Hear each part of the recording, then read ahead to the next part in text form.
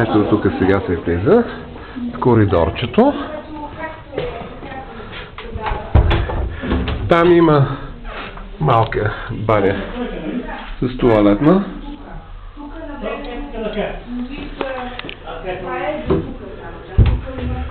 Там има кухничка,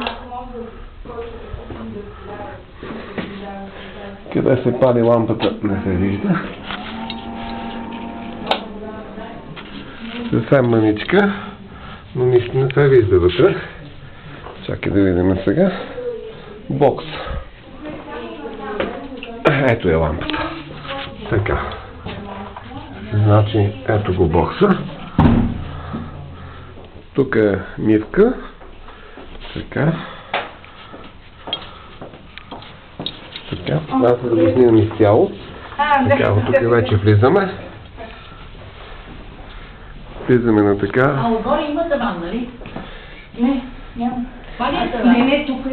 Има апартамент, няма таван. Има етаж. Аха, това си направил цяла спалничка там, ако се затвори, ама няма да има прозорец, това е неприятното. Не, то само в случай на нужда може да се сложи това хармоника.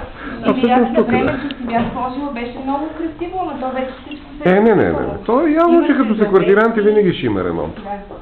Тук завеси бях сложила по снегата и беше много красиво. Да.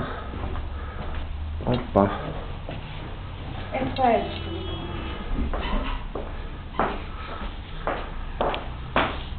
Баня, това е много малко.